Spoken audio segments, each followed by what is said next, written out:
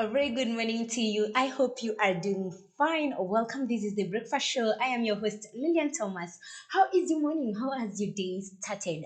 Right here at County 034, we are in Kitengela, in Kajiado County, in Kenya, more specifically.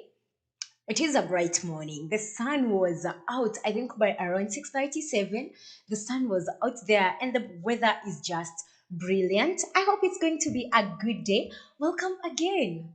We always do this each and every single day as from 8:30, but we're really sorry that we've started late, a little bit late. We've been having a really hectic week, a little bit of technical challenges here and there, but we try as much as possible to make sure that we go live and we continue to do our shows as you are used to. If you are watching us for the first time, kindly follow our pages. On Facebook, we are at Afarmers. I know you might be watching me there. On YouTube, we are at Afarmers Media. Currently, we have around 78 subscribers on YouTube. We would really like to get to 100 subscribers. So if possible, you can just switch kidogo, just log in into our YouTube page at Farmers Media and make sure you are subscribing to our page. You can as well hit the notification bell, and then every time we are going live, you'll always be notified, and every time we upload a video. Okay, because you are awesome people and I know you support our farmers, you'll do that for us. Right here at our farmers, we aim at helping you attain knowledge that will help you grow your profits. So you support us, we support you. It is a two-way thing, okay? Let it not be too one-sided, kidogo. But let's just, as a by the way, but make sure you are subscribing to our page. This week, we started the week having a discussion about, we were finishing on tomato farming that we had started last week. So we did something on tomato farming earlier this week. We were covering the diseases as from Monday. We did that on Monday and on Tuesday. Yesterday, we had a totally different discussion. So I was going on with another discussion we had started a while back on sustainable agriculture. And I did yesterday something on agricultural diversification as a way of sustainable agriculture. That was our discussion yesterday. And today we will be talking about regenerative agriculture. Everything is aimed towards sustainable agriculture. The point we are at right now in the world today, we need to be practicing sustainable agriculture if we are to feed the amount of people we have in the world today. And in the next 10, 20 years, for us to be able to attain that, we need to be practicing sustainable agriculture. So today we will be looking at regenerative agriculture, and you can keep sending me your feedback on Facebook at Farmers. On YouTube, we are at Farmers Media. So you'll just come and write your comments. You'll just come and write your comments on our comment section on Facebook, and that will do just fine. I'll be sampling your comments on the second part of the show. So tell me where you're watching the show from, and you can as well give me feedback on the particular topic we are discussing about. Okay, so it is regenerative agriculture. You can tell me what you understand about regenerative agriculture. If you are practicing it by any chance, you can tell us what your experience has been like and how it has worked out for you so good so far. Okay, so that's our discussion today. So start sending me your feedback. I'll be looking at them in a few. I already see some people have already tuned in. I can see it. It's Okoze Farm from Malawi. I can see Mother Muhammad is already tuned in. Thank you. Thank you. You can as well help us by sharing the link. Let everyone get this information as much as they can. Before we get into our discussion today, I just have a single thing to say. You are getting out of the house, we still have COVID around. Make sure you're putting on your mask. It is covering your mouth and nose. That is the most appropriate way to put on your mask. Wash your hands as regularly as you can. If you can't, kindly sanitize. It will do you some good, trust me. And also remember to keep social distance. Very important. 1.5 meters will be good for you. Okay, so 1.5 meters social distance will be okay for you. You are here today because you have been keeping all these precautionary measures.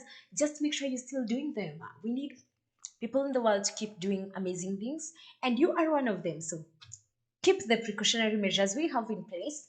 And as you go out there, do amazing things that you will be doing during the day. I just want to get into our topic of discussion today. Today we are talking about regenerative agriculture. I am looking at it from a perspective of sustainable agriculture. In sustainable agriculture, if you remember a discussion we had a while back, almost 3 weeks ago, right here on the breakfast show, we say that in sustainable agriculture, we aim at producing food. It's a long term solution, right? It is a long term solution whereby we are producing food, but we have three principles that we are keeping in mind as we are producing the food. We have the environment in mind, we have the social equity in mind, and we have the economic viability in mind.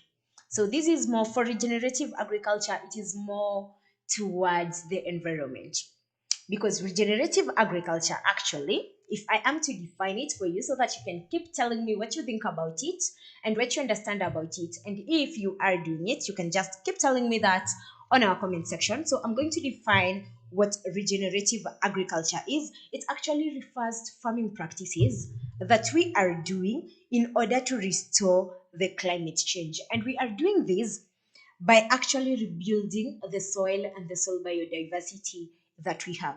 So they are farming practices aiming at improving the climate change, and they are being done through the soil. So you are aiming at improving the soil and the soil biodiversity that we have around us. So the soil biodiversity, we are looking at restoring soil organic matter, and at the same time in, improving or increasing the carbon stock in our soil. Okay, so I hope you have understood me up to that point. So it is all about the soil. From the discussions we've had previously, we've kept mentioning over and over again, right now, the place we are at right now in the world, the soils are really degraded. The soils are really degraded. We have a lot of land degradation, and it is making it very hard actually to even do food production because our soils are very degraded. They don't have enough nutrients. So we have soil erosion all over the place. Our soils are chemically polluted, which makes it very difficult actually for us to be having food production going on as it should be. So that means we are having less food being produced. Less food being produced, meaning we can't feed the world, meaning we have food insecurity. Okay? Food insecurity, we will have cases of hunger and starvation all over the place. So we have still not attained. You see, one of the SDG goals we have right now is zero hunger. That is our second SDG goal, zero hunger. And the UN, when they sat down, they were aiming at attaining zero hunger by the time we are getting to 2030. We are in 2021. We have like nine, 9 more years to get to 2030, and we should have attained zero hunger. But how are we supposed to be attaining zero hunger when we rely on soil for food production, and yet the same soil that we are relying on for food production is actually degraded? It doesn't have enough organic matter. We don't have enough carbon stock in our soils. It becomes really difficult. So we'll still keep having issues of hunger, starvation, and food insecurity in our countries, more so in the developing countries, the third world countries. Will keep singing about the same thing, about food insecurity and hunger and starvation. So that's why regenerative agriculture is to be practiced. We are trying to restore. Regenerate is trying to get something back. It's like you're trying to get something back. Or let me just find a dictionary definition of regenerate that we can actually use and understand what regeneration is. But for me, I understand it as trying to get something back. It is more of trying to restore. So it is like something you had, but right now you don't have it. And you are really trying to get it back. Let me just find uh, a dictionary definition. Dictionary definition says to regenerate is to construct or create anew. The second definition is to revitalize. The third definition is to replace a lost or damaged tissues. Okay. The fourth generation is actually to become reconstructed.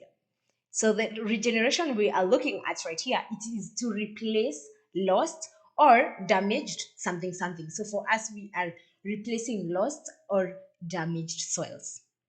How are our soils damaged in the first place?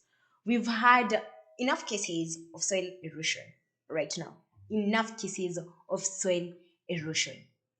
So you find most places, most lands actually lack the topsoil because the soil has been eroded away. Okay, we've had enough soil runoff, we've had enough runoff happening in our farms and in our lands. The soil is simply being washed away into water systems. So we are degrading the soil more and more. And then we have the farm activities that we keep doing. You remember last week we had another discussion and we talked about using chemicals as a way of weed control, and we were actually advocating against it. We were saying you are not supposed to be using chemicals to control weeds as you will be polluting the soil. You are chemically polluting the soil, and the moment you chemically pollute the soil is not conducive for food production, or the soil will not be very efficient in the food production that we are doing. And that is the whole point. That is what has happened in our land so good so far. It has gotten to a point whereby we are thinking we need to restore. We need to restore these soils. And the major components we need to restore in our soils are organic matter and the carbon content. Remember, organic matter, actually, you see, like when you are looking at your soil is usually in layers. The top soil, you always find it to be darker compared to the next layer of soil because it has a lot of organic matter on it. Organic matter actually provides nutrients to the soil, provides nutrients to the crop. That is the essence of organic matter. It provides nutrients to the crop. If you have less organic matter, your crop is getting less nutrients, okay? Organic matter, on another hand, helps in building the water capacity of the soil. If you have more organic matter in your soils are actually going to be holding water for longer periods. So, in cases of drought and stuff, you still have water in your soil that your crops can actually still be using, and they will still be efficient, and your crops will still be growing. Okay, so the whole essence is you want to increase the organic matter such that when we are planting our crops actually have enough food, enough nutrients for them to survive and to grow. And we are also trying to improve on the water management of the soil, because if we increase the organic matter content and our soils have longer, they can hold water for longer and they have a larger water holding capacity. You find that we are using less water, we are applying less water to our soils, and in case of droughts, we can still have food production going on, and we don't have a risk of a drought appearing, and we know, like, just all of a sudden we actually are not going to be getting food. Kwanza, I have to remember something. I was watching the news yesterday, and something really disturbing caught my eyes in the news. So they were doing a small thing from Western Gishu County. Western Gishu County is in Kenya. So Western Gishu County is part of the former Rift Valley province. So towards the sides of Kitale, right? Kitale, these are sides Zakapenguria, Kitale, they are in Western Gishu County. Western Gishu County, actually Rift Valley province, the former Rift Valley province is known for farming. It has been known to be producing the most, especially maize cereals. If you go to Kitale, you find a lot of maize plantations, okay? And then yesterday, they were covering a certain farmer. This certain farmer was complaining about the drought we are going to be experiencing in Kenya and how the rains have not been consistent. As usual, you know, right now in Africa, most parts of Africa, we actually have like the long rains happening. But the long rains are not happening everywhere. Remember, we have an issue with the climate change. The climate change has really tampered with a lot of things that are happening around. So you find this farmer in Western Gishu County says by now the maize is usually already growing. But as of yesterday, when they were covering it on the news, the maize had not yet even sprouted. So he was like digging the soil and getting the seeds out. And he was complaining about how he has wasted so much money because he has like 30 acres of land. How he has wasted so much money on planting the seeds, plowing the land, and everything. And we don't have rains. Western Gishu County has been having shortage of rains right now.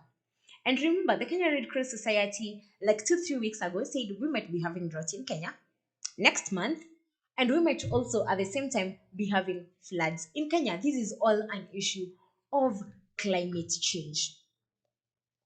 And we can restore the climate change by improving on our soils, okay?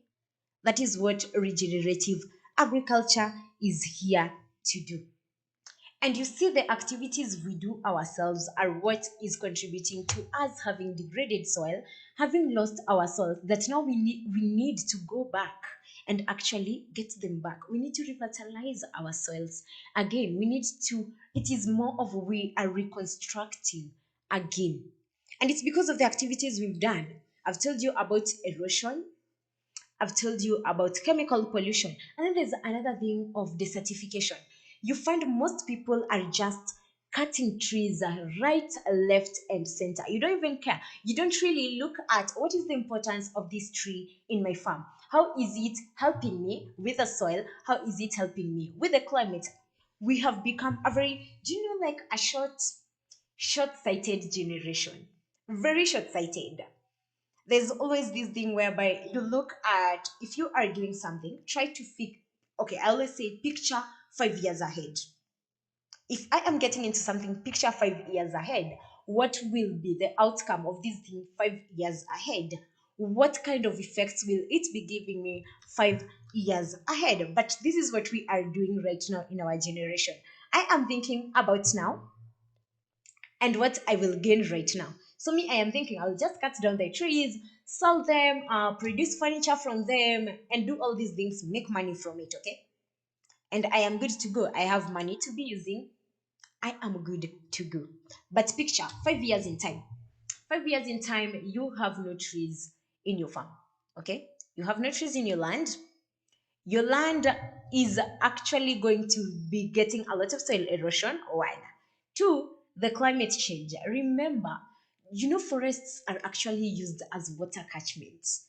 But like places where we have forests, they are known as water catchment areas. In a way, I don't want to use the word attract, but let me say attract. In a way, you find that trees actually attract rainfall. So you are assured you guys will be getting rainfall if you have trees. But you go ahead and cut down your trees because of a short-term goal that you have. You want to get money, you want to do what, I don't know, whatever thing you're doing it for. You cut down trees and you are cutting down trees and you are not replanting them. That is the issue we have. People are cutting down trees and not replanting them. Cut down a tree, replant another one. If possible, replant two. That is the most effective thing to do. And I actually like when people do this thing of World Planting Tree Day, like you just decide that we are going to be planting trees in our area, which is a good initiative because you will be helping control this thing. But our activities are actually what has gotten us to this place.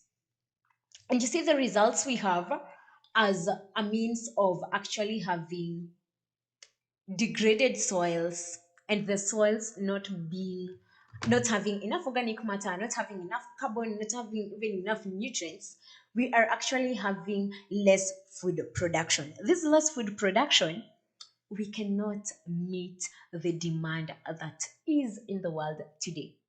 So the supply is less. The supply is decreasing. We cannot feed the world today if we were to feed the world. We don't have enough organic matter. We don't have enough nutrients in the soil. The food we are producing won't have enough nutrients, okay? And if we are not actually, let's start by the fact that we are not producing enough food. We are not producing enough food. At the same time, we have actually, I was looking at something, I think was 2 weeks ago, and we realized we have like 70% of the seed species have actually diminished. Zimepotea, they are extinct, they don't exist anymore. So you see, we are reducing on the varieties of things we can consume, so our nutrition is actually hindered. Kidogo, kidogo, we have messed up with the nutrition that we are getting because we have extinct, especially the indigenous crops, they have actually become extinct over time. Why? Because we did not choose to store this information. We did not put all these things when we needed to be doing that. So we have like 70% extinct species of the food we should be having, meaning we have less food. The nutrition is actually tampered with. And remember, when soil erosion is happening, when runoff is happening, gets washed away? It is the topsoil. And when I started, I've said in most places right now, we don't have enough topsoil. We don't have enough topsoil. And remember, the topsoil actually contains a lot of nutrients. We don't have enough topsoils. If we don't have enough topsoils, the topsoils have been washed away. We find it very difficult to actually produce food to feed ourselves. So it is a problem we have created for ourselves, but we can always improve on it. We can always restore our soils. We can always restore the organic matter content in our soils, restore the carbon content in our soils in order for us. I told you the end goal is attain food security. Attaining food security means we will be having zero hunger by the time we are getting to 2030. We need to be supporting the SDG goals we have in place, because the SDG goals actually that we have been put in place in order to make this world a better place for everyone. I keep telling you everything about making this world a better place. So have it in mind that we will attain food security if we are able to restore our soils, the biodiversity in the soil, the organic matter content in the soil carbon content will actually help us produce enough food. We produce enough food, we are able to attain food security, attain zero hunger. Very important. Attain zero hunger, attain food security. Actually, I think that is one of the major things I look at. I think it bothers me. I've mentioned it over and over in this show. If there's something that really disturbs my head, knowing that someone somewhere is going to bed hungry, especially when I think about kids, it really disturbs me. It really disturbs me that we have kids somewhere in this era, in this generation, in our world today. We have kids somewhere who are sleeping hungry. They don't know of the next meal that they will be getting. They are never assured. Like, you wake up in the morning and you are not assured if you will actually even have a single meal in a day. And then we have children's, you see, like, children have goals, they have dreams, they have things they want to achieve. And then you see it being washed away because they simply could not be getting food. Children are dying day in, day out. It is a disturbing, for me, it is a disturbing thought. It is a disturbing thought. Thinking that we have more than 700 million people sleeping hungry each night, for me, it is disturbing. I don't know if for you, you feel it's okay. Maybe because you get food to be consuming. For me, I find it to be disturbing. I actually always try to figure myself out in that person's shoe. I am the one who is not getting food. I am the one who is sleeping hungry. I am the one who is not ever certain if I will be able to see tomorrow, because I haven't had meals for I don't know the past how many days. And all this is because we are having problems with our soil, meaning we are producing less food, which is very disturbing, which is very, very disturbing. So we need to do regenerative agriculture in order to re-establish our soils, get our soils to being healthy once again and conducive for doing farm production, for doing food production, for all the farming activities we need to be doing. We will be getting into the practices that we can actually do in order to regenerate our cells back. That is what we will be covering after the break. And then in the third part of the show, we'll be looking at what are the benefits we will be getting when we decide to practice regenerative agriculture. You can keep sending me your comments and keep telling me where you're watching the show from. Tell me what you think about regenerative agriculture. I have explained to you what regenerative agriculture is, about the soil being degraded and how the activities we've done have actually led to that. And I am trying to figure out what are the ways we can use, what can we do, what are the practices that we can be doing in order to regenerate ourselves. Actually, the question of the day today is, what are the practices that we can be doing in order to regenerate our cells? What are the practices that we can be doing in order to regenerate ourselves? Keep sending me your feedback on Facebook. Write them on our comment section. On Facebook, we are at Farmers. On YouTube, we are at Farmers Media. After the break, I'll be coming in with the weather updates as usual. The quote of the day is coming in after the break, and then we get back into our discussion. It's an awesome discussion, so keep sending me your feedback. We will be right back after a few minutes.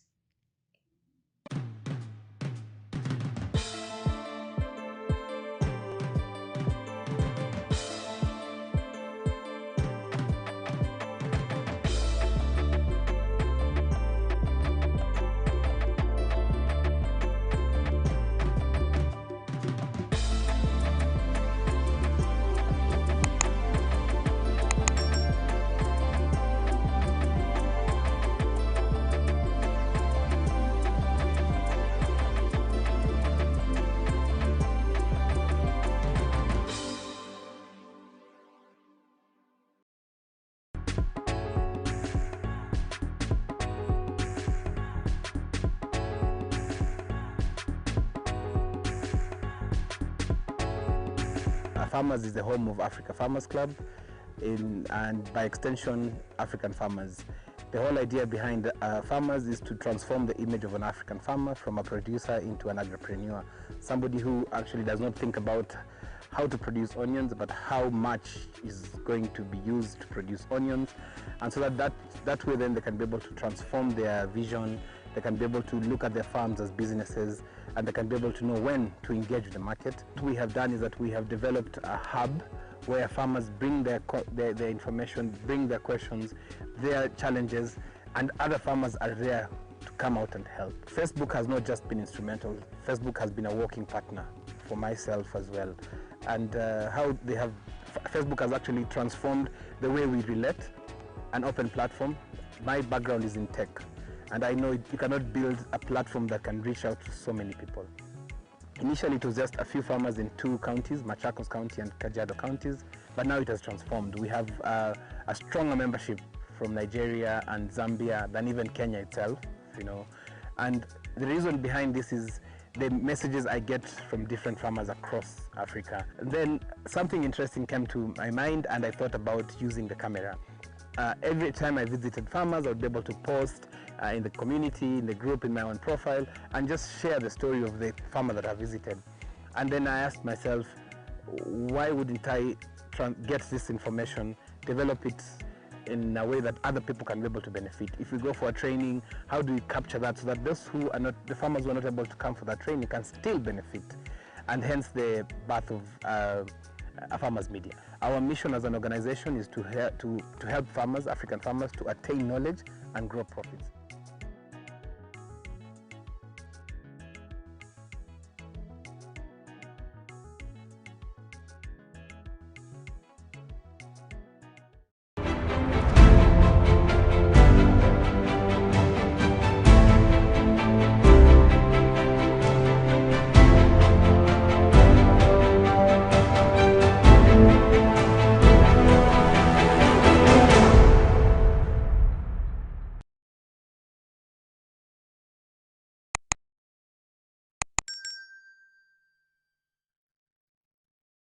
Agriculture is the art and science of cultivating the soil, growing crops, and raising livestock.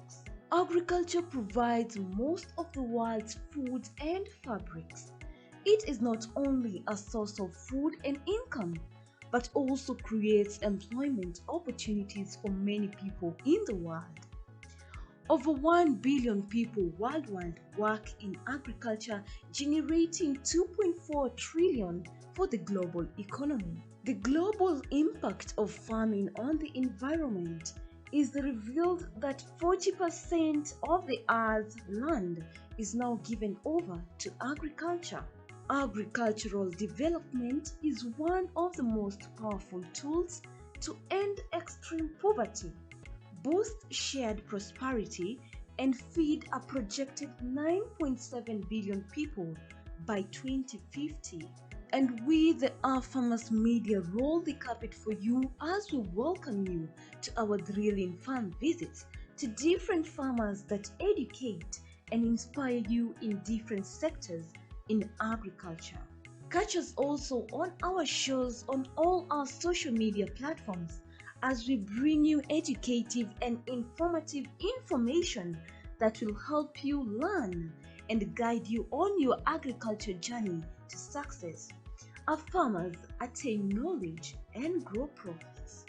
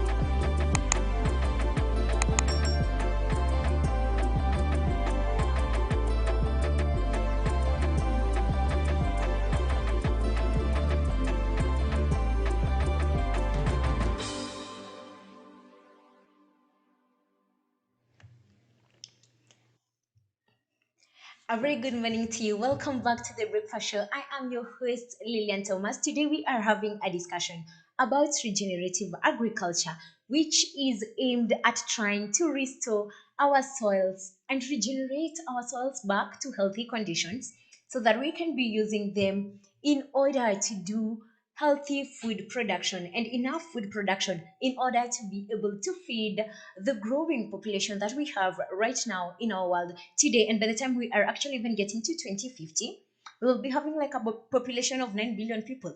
We need an effective way of trying to actually feed these people. So for me, I find regenerative agriculture to be a way of practicing sustainable agriculture. It has not been very common in the past years, but farmers right now are thinking about it and are getting into it in order to restore their soil conditions, which they are finding to be degraded. So it is a way of trying to restore the soil conditions that we have in place. Okay, that is what our discussion is about. So if you've joined us just right now, make sure that you are sending us your feedback on our Facebook page. We are at our farmers. You can always write your comments on our comment section, and I'll be sampling that in a few. You can tell me what you think about the topic today. You can as well let me know where you are watching the show from. I really appreciate that. And if possible, you can help us by sharing our link to everyone who might need the information that we are actually sharing right here. I hope your day is fantastic.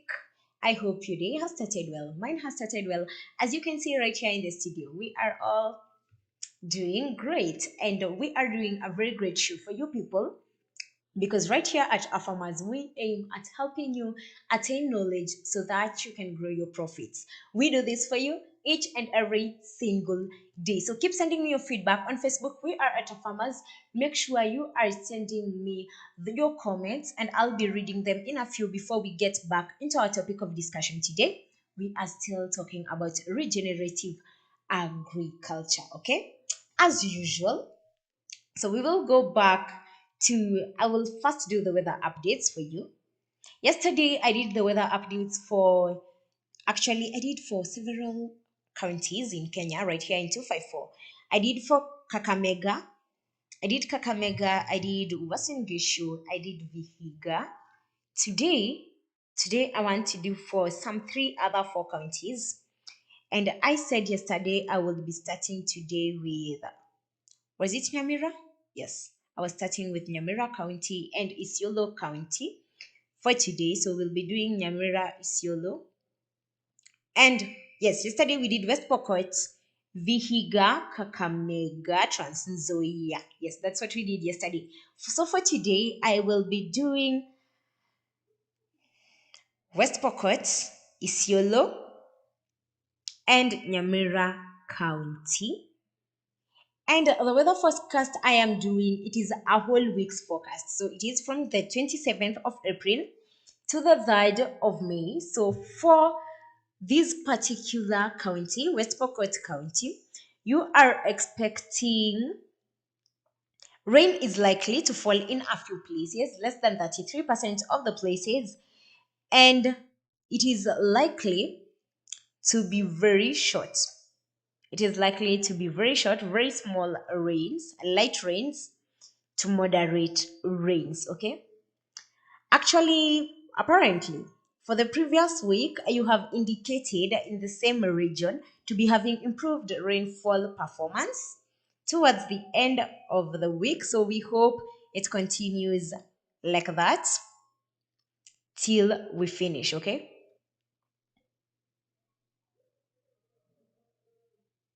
So you will be having partly cloudy nights within the week and light chances of light rain and moderate rains. That is what you are expecting for this week, and you are being advised. So this is for the farmers and everyone doing agriculture. You are being advised land preparations and planting to continue in low-lying areas of West Pokot, Pokot South, Pokot Central, and the entire Pokot North. So if you hadn't finished on your land preparations, you have been told to continue doing it because you'll be expecting enough rains in the coming weeks. So keep actually preparing your land and keep planting as the rains are headed towards your way. So for Isiolo County, I want to see what you guys can be doing. So you are expecting morning rains and afternoon showers over a few places in the county during this week, and the nights are expected to be partly cloudy, but there's a possibility of isolated showers over a few places. Okay, and you are being advised So the advice for you is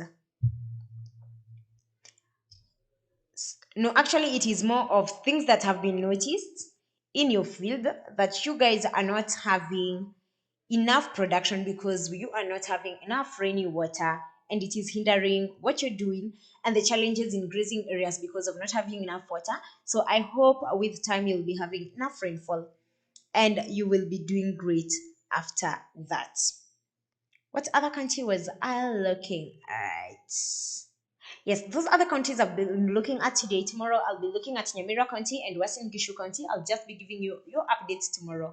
And I hope they will make sense to you.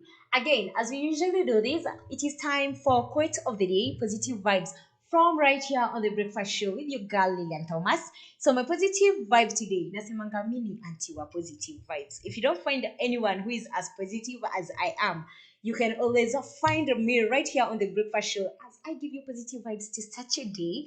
And my quote of the day says, opportunities don't happen, you create them. Opportunities don't happen, you create them. Okay, so was it on Monday? No, on Tuesday actually. On Tuesday, I told you a quote about good things come to those who wait, but better things come to those who go out and get them. Today, our quote says, opportunities don't happen, you create them. If you are waiting for things to be happening for you out of the blues, at now you're seated in the house and you are waiting for someone to just bring a job to you at your place, make you become an achiever at your place, it will never happen. You just have to go out there, put yourself out there, create an opportunity yourself. If you are good at what you're doing, maybe you are doing photography, create an opportunity for yourself. Get yourself a camera. Tell people you do photography services. Do a few, sell yourself, market yourself. You just have to create the opportunity for yourself. If you write, approach several writing companies. You will write for them. You can be doing articles for newspapers, places. Make sure you are putting yourself out here in order for you to be able to do that. So that is it for me today. Create the opportunities that you want. Opportunities won't come for you. Just make sure you are creating the opportunities for yourself. And for more specifically, if I am to talk about, if maybe you are in agriculture, self-employment, mama, will work for you. I want us to get back into our topic of discussion, but before we do that, let me look at a few of the comments that you've sent right here, and then we get back into discussing our topic today, regenerative agriculture. And right about now, we will be looking at the activities or the practices that you can be doing in order to regenerate yourselves. But keep sending me your feedback on Facebook. We are at our farmers. Write your comments on my comment section. I'll be reviewing that as we continue with the show. So the comments I have here, okay, all right. I have several people commenting. So Tito Koze Farm says, Tito Koze Farm is watching from Malawi. Thank you so much, Tito Koze Farm, for watching the show. I missed you yesterday and the other day. I haven't seen you in a while, but we are glad that you are back and you are watching the show. You can tell us what you think about regenerative agriculture right now. And Tito Koze Farm also says, you take care of the soil takes care of you.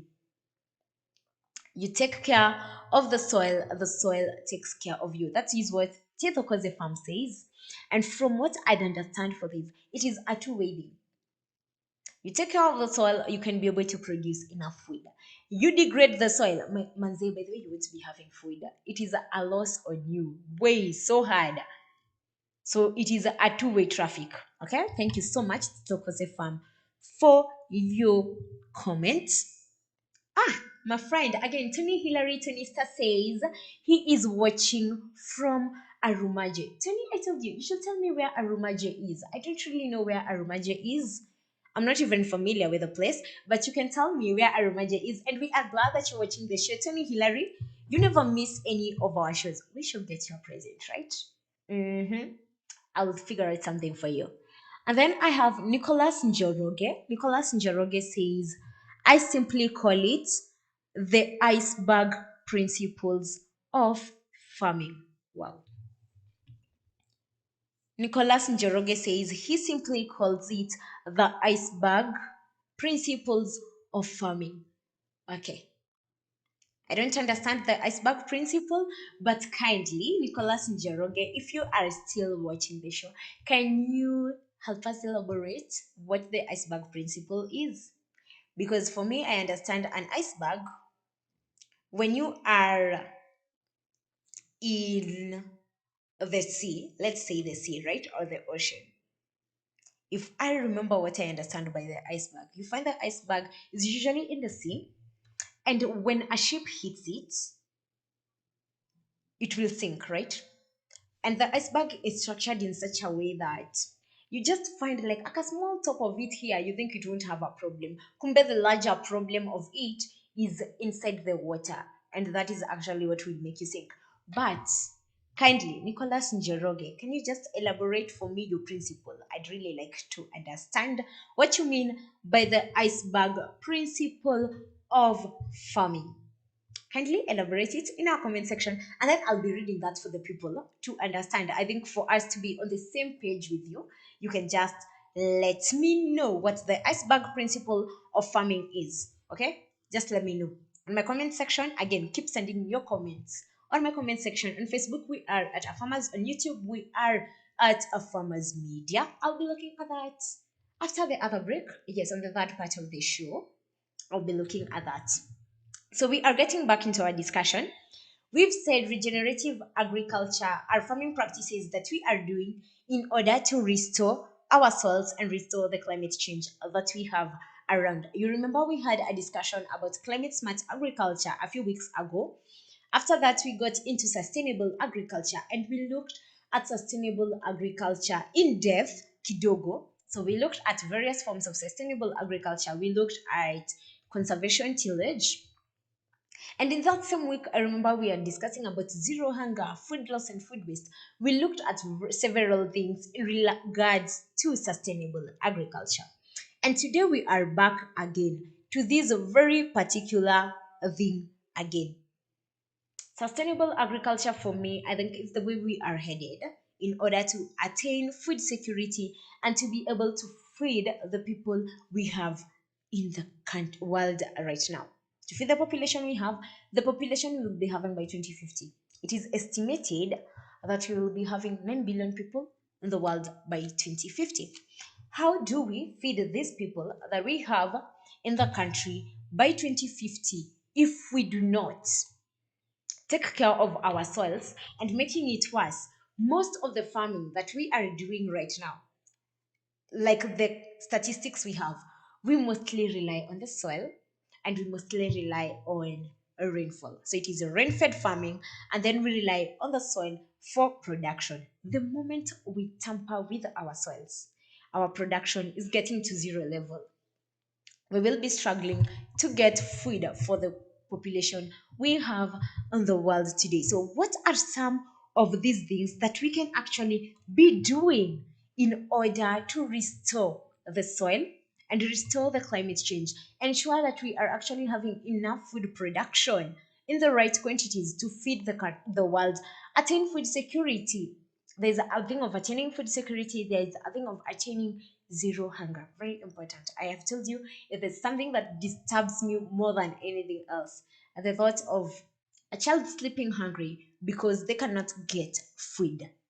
Because we have less food, we have drought in the world, we have floods, all these things happening due to our climate change really disturbs me. If for me, my if I was to have superpowers today, one thing I would try and solve is the case of hunger and starvation. Because me, hunger and starvation just gets to a point I can't fathom. I can't really fathom. I don't even want to understand it because it disturbs me so much. If there's a thing I would, if I had the power to change and to solve, is the case of hunger and starvation. For me, I don't think anyone deserves to be going to bed hungry. No, no one ever deserves to be going to bed hungry. So, what are the activities that you can actually be doing? The farming practices. What farming practices can you be doing in order to help regenerate our soil. So that is in terms of increasing the organic matter content in our soil and also the carbon content in our soil. It is all about the soil, and every practice I'll be telling you is all about the soil, most probably, right? The first one is conservation tillage.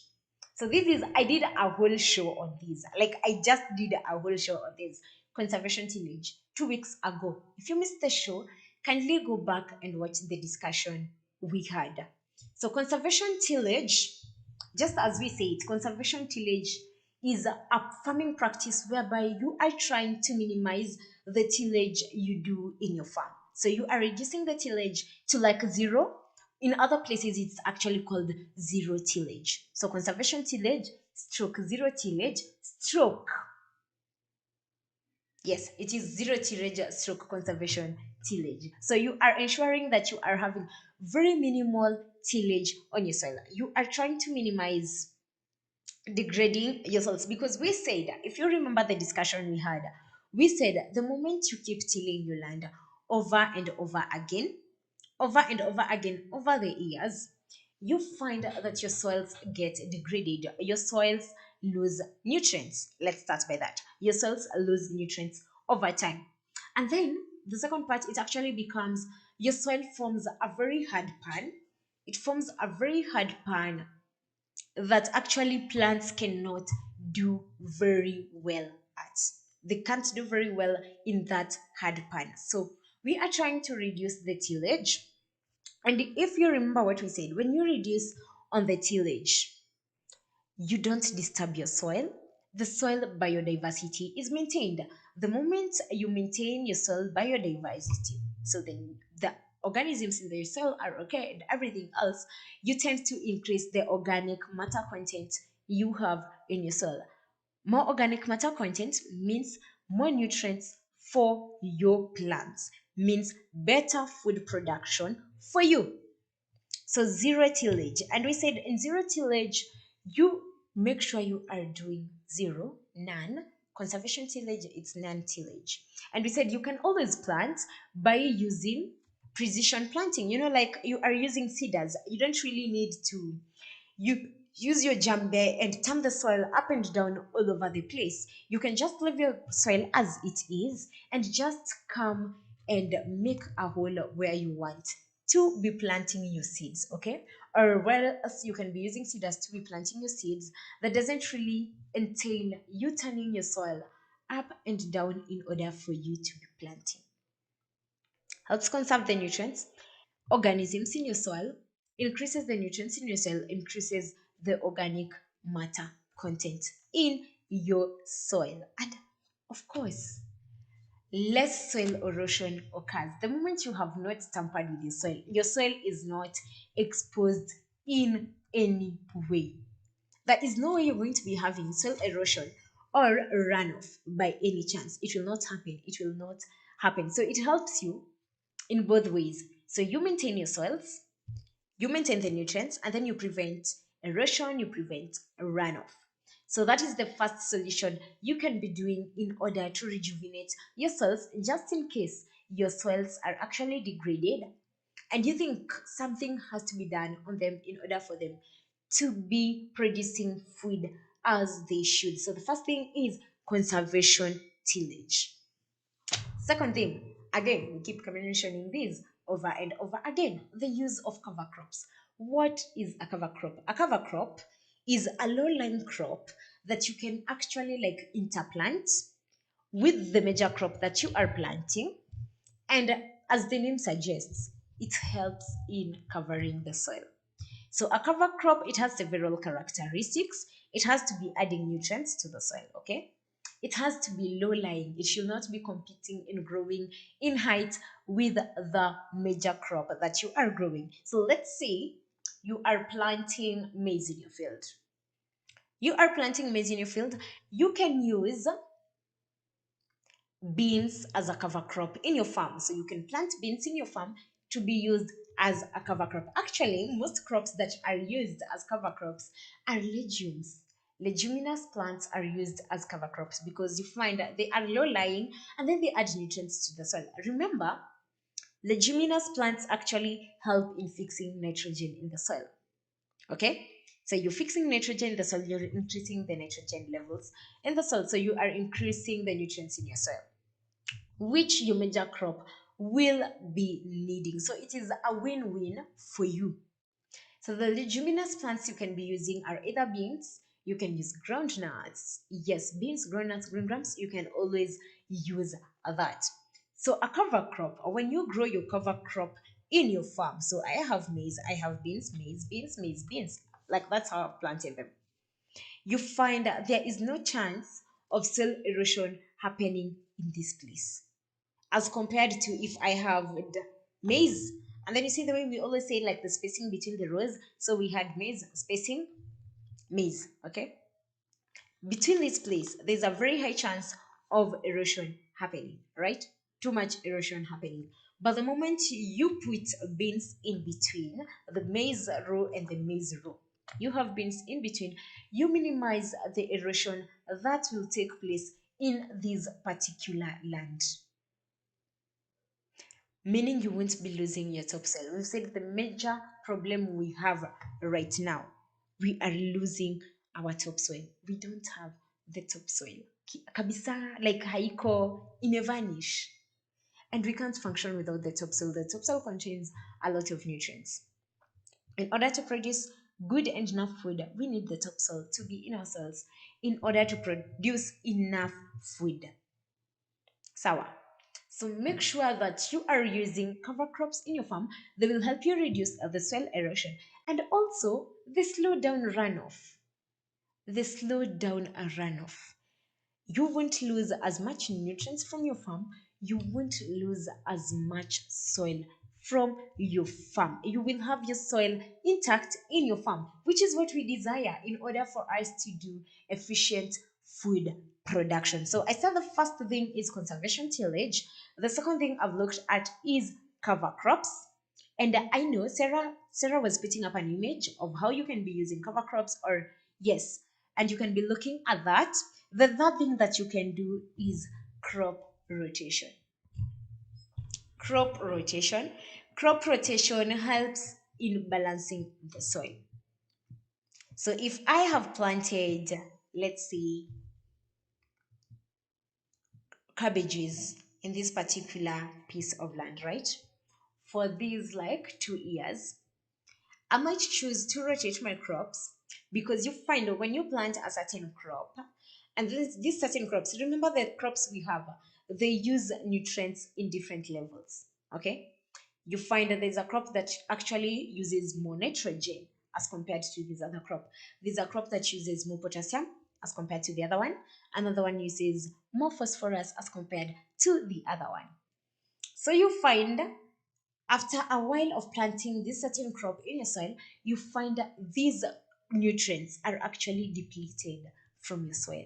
They are not there. They are depleted from your soil. In order to help in restoring back these nutrients to your soil and having more of the nutrients, you can always practice crop rotation.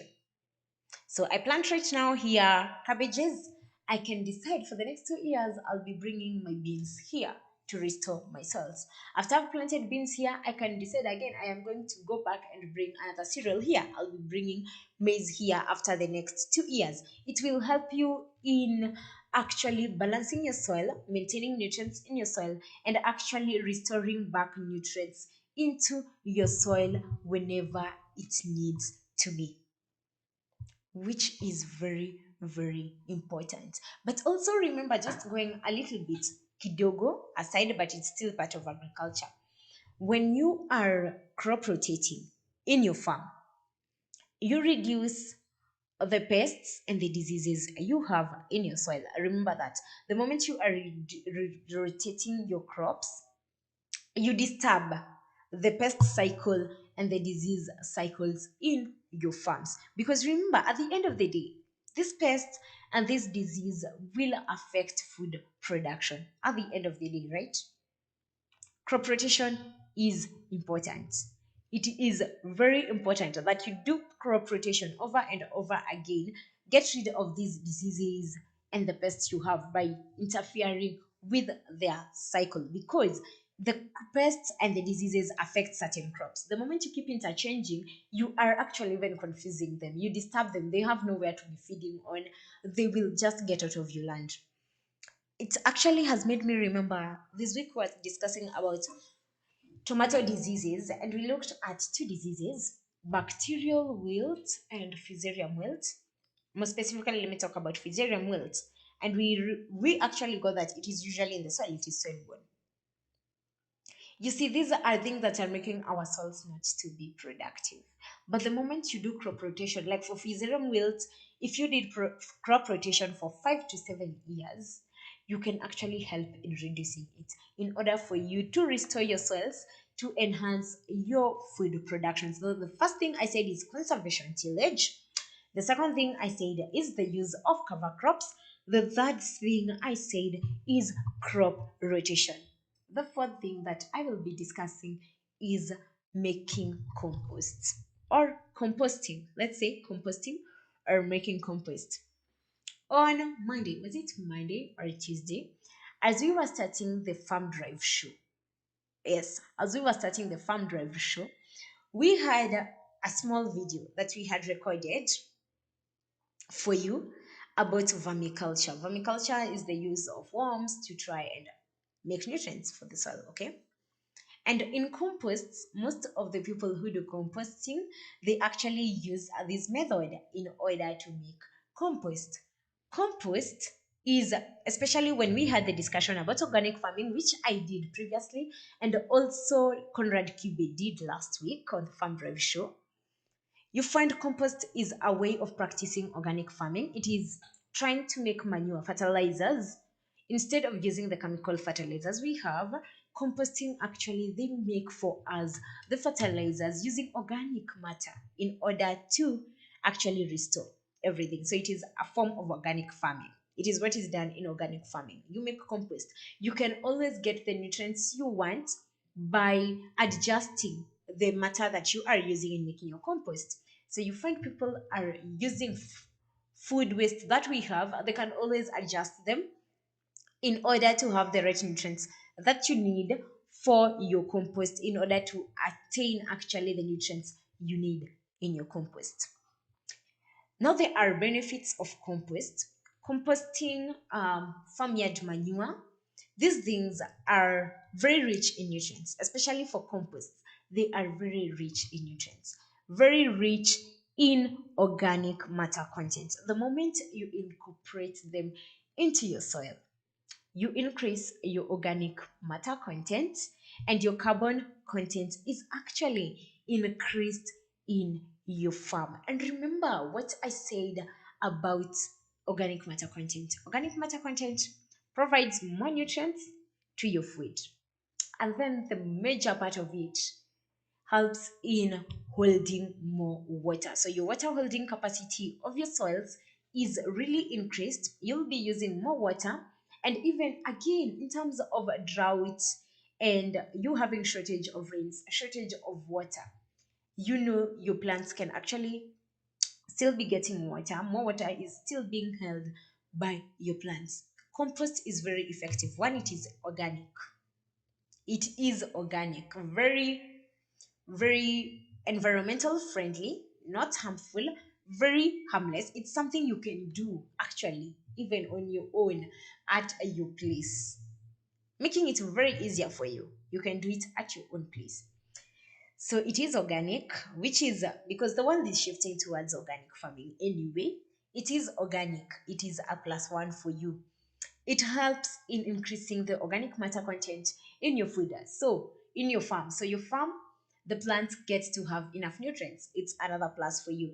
The third thing, it actually helps in increasing the water holding capacity of your soils. Your soils can hold more water, and this water that it holds can be used for a longer time. So in terms of in cases where you have shortage and you have drought, you know you are covered. There is another thing called pasture cropping. Pasture cropping, people are growing pastures and cereals. It is very common, especially in, I have seen it in Australia. I don't know how common it is in Kenya, in Africa. Let me just talk about Africa as a whole. I don't know how common it is in Africa, but I have seen it in Australia. So you are growing pasture and the crops in order to sustain. Remember the thing I said about regenerative agriculture. We have a lot of things that are messing with ourselves with the practices we are doing. And then there's a thing I failed to mention: grazing. The grazing patterns we have in ourselves. I think, was it 3 weeks ago, I had someone from Nigeria telling me, I don't remember the name. Actually, I'm really sorry, but I don't remember the name. But I remember what you said. You said in actually we're talking about conservation tillage, and you told me the problem you guys are having in Nigeria is that your government actually supports overgrazing in the lands. So you find the more the grazing is being done in your lands, your soils are being degraded, your crops are being destroyed, which is very disturbing. The grazing patterns we have, especially if you go to places where you find they keep large herds of cattle, which are always grazing in the lands we have, you find that we have very, very less food production happening in the place because the soils are degraded. Sana. And I remember when we talked about sustainable agriculture, and the guest we had on call, Mr. Ila, told us it is more efficient if you kept 3 to 4 cows, 3 to 4, and zero graze them. Just stop this habit of keeping a large herd of cattle that you can't feed, and they go grazing on the lands and they degrade ourselves, they degrade our land. Have enough, just enough cattle that you can actually feed, that you can actually zero graze and have everything that you need to be having. And for these cattle, you find that they need food. They need food. Pasture cropping is effective. Actually, most of the pasture that is grown, you find it adds nutrients into the soil. Okay, they add nutrients into the soil, especially more carbon. They trap more carbon that can actually be used to increase the organic matter content in the soil that is required for food production. So pasture cropping, you can always crop your pastures with your cereals that you are growing. It is more of a symbiotic relationship. They help in building your soils. They increase the carbon content in your soil, increase organic matter, and you actually grow them for your crops, which actually helps it in the whole thing. The sixth thing I'd talk about is planned grazing. If you are do you necessarily have to do grazing? Can you just do it with a plan? Like iko na form. Acha kufanya vitu bila mpango. Like it has to have a structure. We are grazing at this point, and then once we are done grazing, like we say for these 2 weeks, this is the point where our crop, our plant, our animals will be grazing. The moment they are done, we leave this land and let it regenerate back if we move to the next place. But as for me, if I would advise, okay, if I would advise, can we just grow things that, can we just do zero grazing? Zero grazing is more effective. It cuts down on everything you need to be doing, and it's actually more effective, more productive. You get more from your animals than you get when you are doing the grazing thing. Those are actually some of the practices that you can practice in order to rejuvenate the soils that we have around. We want to go on a short break. But when we come back, we are going to be looking at the benefits. What do we gain when we actually practice regenerative agriculture? What do we gain? What are the things that actually happen? What are the benefits of us actually practicing regenerative agriculture? You can keep sending me your comments and your feedback on my Facebook page. Just write them on our comment section. Our Facebook page is at a farmers. On YouTube, we are at a farmers media. So keep telling us where you're watching the show from. Tell us what you think about regenerative agriculture. Tell us what are the practices that you think I have not mentioned that can still be done in order to regenerate our soils. And also, Remember, our question of the day was, what are the practices that we can do in order to be practicing regenerative agriculture? What are some of these practices that you can be doing in order to be practicing regenerative agriculture, which I have already covered? So we'll be coming back to the benefits, and it will be the last part of the show. So make sure you keep sending me your feedback. You can tell me, what do you think now are the benefits of you actually practicing regenerative agriculture? Okay, tell me that on my comment section. I'll be sampling that when we come back, and let's keep the conversation going on our social media pages. So we're taking a short break. We'll be back in a few.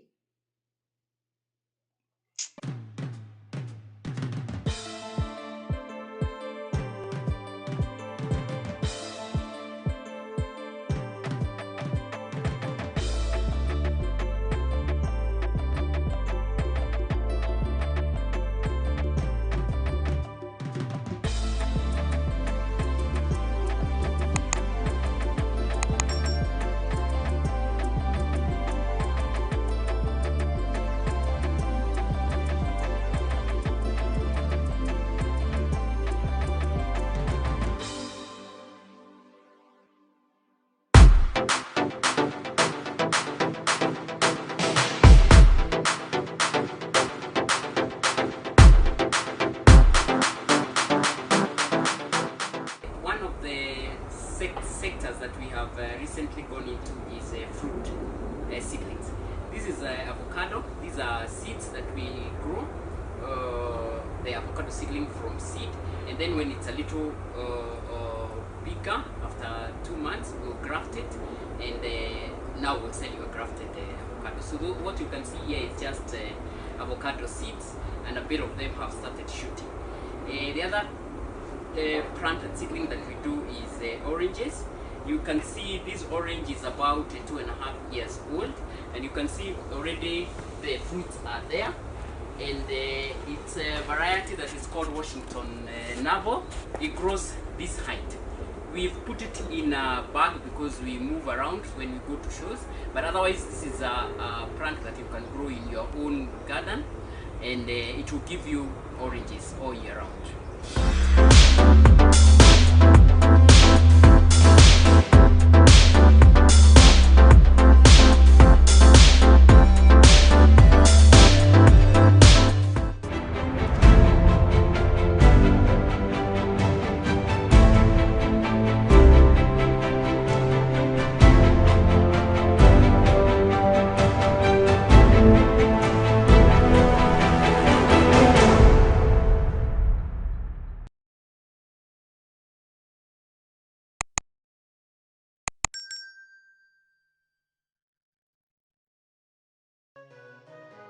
Celery is a marshland plant that comes from the same family as carrots and parsley. It has long, firm and pale green fibrous stalks and grows in bunches of approximately 8 to 10 centimeters. The stalks taper into leaves at the top. When planting celery, it's best to ensure that the soil is enriched with compost and with a soil pH of between 5.8 to 6.8. It is also important for celery to grow in moisture-retentive soil. Lastly but not the least, select a site that receives full and direct sunlight. Celery needs about 130 to 140 days to mature between seedling and harvest. Growing celery is generally considered to be an ultimate vegetable gardening challenge. It's easy to grow, but has very specific needs.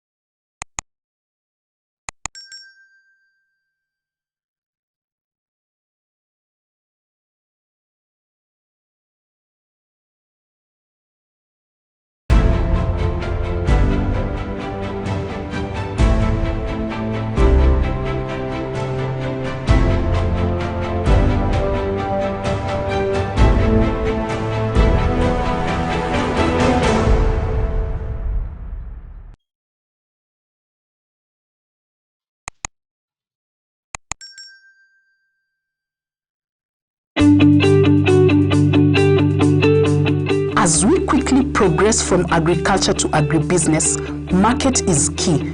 Join us every Wednesday as we bring to you Market Watch, a show that covers candid discussions regarding the state of the market. Tune in and let's turn our farms into businesses.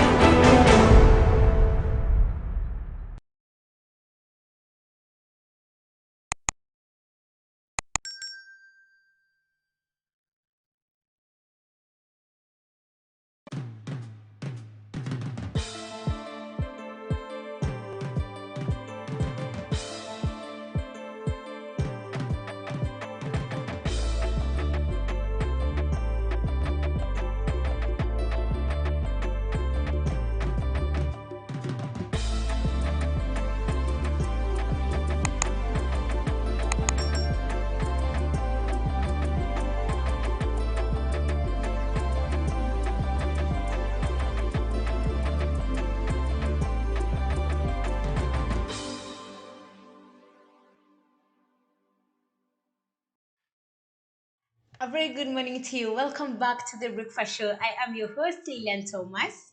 How are you doing? How fantastic are you? How is your day coming along? So good so far. It is 23 minutes past 10 o'clock right here in Nairobi, Kenya.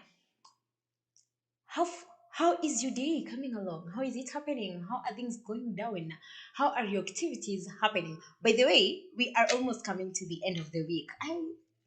Thursday is my favorite day. Of all days, but I was born on a Thursday.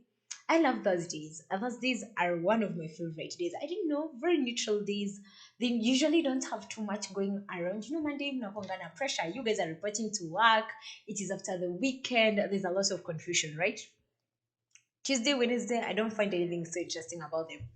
Fridays, sometimes you might find it a little bit hectic. You are rushing up to finish things you are supposed to have cleared within the week and you didn't clear on time, and you really need to be clearing them before the week ends. So Friday could be a little bit hectic.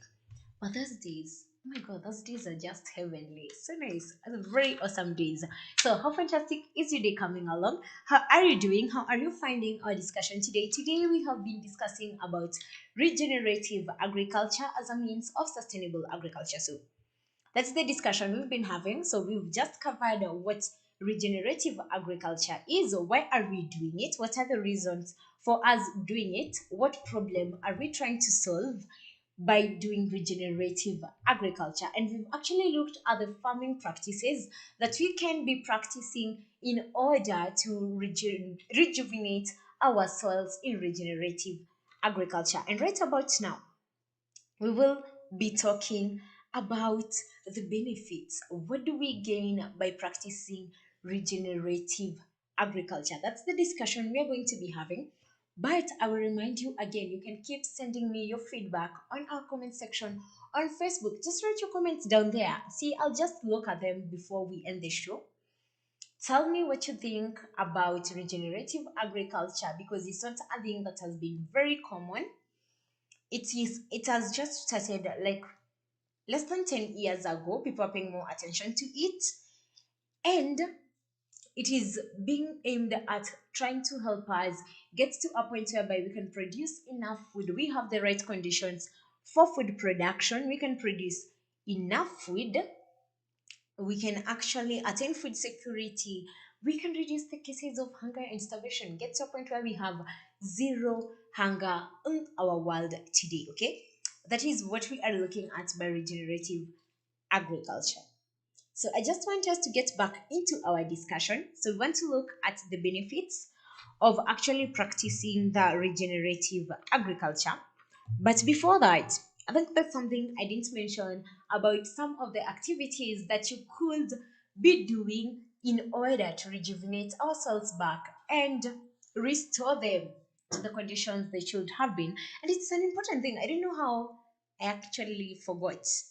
and it is agroforestry, because I remember I mentioned something about us cutting down trees and not replacing them and going about our way, right?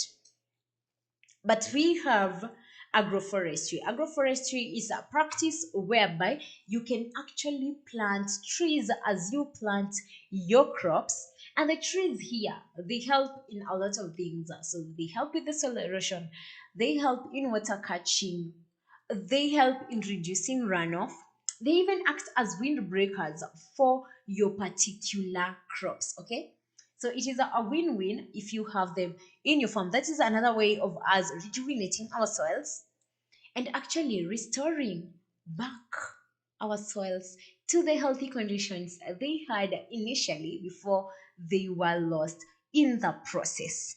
So we want to look at how does regenerative agriculture now help us. What effect does it have when we practice it? What are the benefits of regenerative agriculture? Yeah, that should be the topic. What are the benefits of regenerative agriculture? Remember, we said the regenerative agriculture that we are practicing, it's aimed at rejuvenating our soils. And we said the problem we have with our soils is that our soils are degraded. Our soils are degraded in one way or another. So they can be as a result of the activities we've been doing. I mentioned deforestation. I mentioned chemical pollution in our soils. I also mentioned too much tillage in our soils. Okay, those are some of the activities we can be doing. And I also mentioned an act of overgrazing in our soils. So we are not practicing planned grazing. Our soils are being degraded in the process as a result of overgrazing. But when we find we have a solution, and the solution here is practicing regenerative agriculture, and we've mentioned some of the practices we can be doing, what then does it benefit us? The first benefit would be we increase the organic matter content in our soils. We increase the organic matter content in our soils. And what are the benefits of actually increasing the organic matter content in our soils? One, we actually improve the water holding capacity of our soils. And what does that mean? That means we are actually creating drought resistant soils. Okay, we are creating drought resistant soils because if we increase the organic matter content in our soil, the organic matter content in our soil helps to increase the water holding capacity of our soils. So the little water we have can be held by our soils and be used by our plants. In cases of drought, we are still sorted. All right, we are still sorted out. So we actually we create drought resistant soils that are more effective. More so right now, we have the climate change. We just wake up today, tomorrow, and it is being forecasted we are going to be having droughts. And you might have a very hard time maneuvering around because, as I mentioned last week in a show I did on disasters in agriculture, these things happen like they happen within a very short notice. It is not something you plan for. They happen within a very short notice. And I give an example of the Kenya Red Cross coming to announce we might be having droughts or floods in May right here in Kenya. And by the time they were announcing this, we were in mid-April. Do you have enough time to be planning for that? No. Do you have enough time to be getting prepared for that? No, you don't. You actually don't have the time. But it can be more effective if we actually did regenerative agriculture and help solve these problems one by one in the little ways we can. So we do regenerative agriculture, we increase the organic matter content. The organic matter content helps us by improving the water holding capacities. So we are able to deal with the droughts just in case we have drought around. One other thing I didn't say, when we increase the organic matter content, our food can be produced effectively. We get enough nutrients for our food, meaning we can produce enough food. If we produce enough food, we can actually supply and feed the world. And remember, I told you, with the problem I have right now, the biggest problem I have right now is the cases of hunger and starvation. I just want to see that we are at a place whereby we have zero hunger in the world. We have less cases of people sleeping hungry per night. We don't have starvation. Like I don't see the case of, I don't want to see a scenario whereby I still have a child who can't even go to school because they are hungry, they have not had food in days. So if we practice regenerative agriculture, we are able to feed the world because we can produce more food. We restore our soils, we can produce more food because we actually rely mostly on our soils for food production. We can feed the world, we can get to zero hunger, help the UN in achieving this goal. Get to zero hunger, it would be a really a great thing. Like zero hunger, I this world will be a better place for everyone. No one would actually want to leave this world. Remember, we also said that the moment you are actually producing more food, remember, we have a lot of people in this agriculture industry. The moment we are producing more food for the farmer, they are making more income, right? Economically, for the country, they are getting more money from agriculture. The GDP is actually increased. For the people who are employed within the chains in the agriculture industry, so you find there are people being employed within the harvesting chain, maybe to the supply chain, to the market. We have people being employed in the farm. You find everybody's standards are improved. The economies, the local economies are improved. They actually grow, and the people's standards improve one by one, which is actually what we want to do. We don't want people to be living in the same shanty conditions that they have been having over time, over and over again. Do you remember the discussion we had about climate smart agriculture? And we said actually most of, like, a larger percentage of the greenhouse gases that are produced, they are produced by the agriculture industry. Do you remember? Yes? No? Right? Okay, you didn't watch the show? We did a show on climate smart agriculture 2 3 weeks ago. No, it was 3 weeks ago. It was the first time I was hosting the breakfast show here. Yeah, it is exactly 3 weeks ago. We did a show on climate smart agriculture. On the show we did on climate smart agriculture, we realized that actually agriculture has the most production of the greenhouse gases. And this is because we have our soils, we are using chemicals, we have degraded our soils. But the moment we can try and rejuvenate our soils, get them back to the healthy conditions they should be having, okay, we actually reduce on the greenhouse gases that we emit to the environment.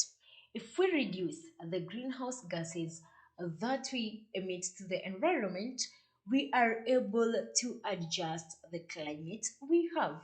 Remember the climate change we are usually having. It's because of these greenhouse gases that we are continuously emitting to the environment. If we can limit, tupunguze, let it get to a lower level of the greenhouse gases that we are emitting, we can be able to control our climate. Alafu we will tutaepukana na hizi mashida za drought and floods. We will reduce the chances of us having floods and droughts because of the climatic changes we have been having around the world. Actually, a third percent of the world is it's consists of the grasslands. So a third percent of the world consists of the grasslands. And this other percent of the world that consists of the grasslands, actually 70% of it is degraded. So we have a third percent of the world being grasslands, and 70% of it is degraded. The moment we can practice regenerative agriculture, we can be able to restore the grasslands into a more effective place, okay? We can be able to restore the grasslands into a more effective place. If we restore our soils, we produce more food. We are actually, and then we increase on the diversity. You know, the diversity. Yesterday we were talking about agricultural diversification. You increase the diversity of whatever we are producing, we are able to have improved nutrition in our world today. We increase the nutrition, the nutrients that people get from the crops we have will be improved. So those are the benefits that you actually get for practicing regenerative agriculture. So today we've looked at regenerative agriculture, and we've actually explained what it is, and we have realized that it is a way of trying to solve the problem we have with the soil degradation. So everything that is done in regenerative agriculture is aimed at rejuvenating the soil to healthy conditions. And remember, the soil is, for most farmers right now in the world, we rely on the soil for production. It is a very important factor we have in production. Remember, land is one of the production factors we have in agriculture, okay? So, the soil is very important that we take care of it, that we have it in healthy conditions, that it can do what it needs to be doing, that it can effectively produce food at the amounts it is supposed to be producing food. So it is very important that we rejuvenate ourselves back to healthy conditions. We stop degrading the soils, and that's why we talked about the activities we can do in order to actually rejuvenate ourselves. And we've also looked at the benefits that come with us practicing regenerative agriculture. You can keep the discussion going on Facebook. We are at a farmers. You can write your comments on our comment section. Someone will be replying to your comments. Even if it is later on the day, if you have questions, keep asking them. We are always here to answer your questions. Keep asking them. If you have a discussion you'd like us to talk about, let us know as well, either in our inbox or in any of our shows, like the comments. Just keep commenting. And if you ever missed any of our shows, we always upload our shows on our Facebook page at a farmers. Just go back, watch our shows, see what you missed. Like today, what I have done today, you can connect it to several other discussions I have done in the past. You can connect it to organic farming, connect it to a show I did on sustainable agriculture, connect it to another show I did on climate smart agriculture, another show I did on conservation tillage. If you missed any of those shows, go back, watch the shows, get these information. This is where we will be wrapping up our discussion today. But before we do that, let me do for you, we've been having COVID around in Kenya for more than a whole year. And each and every single day, the Ministry of Health keeps giving us the updates of what we have in our country. So the updates as out of yesterday,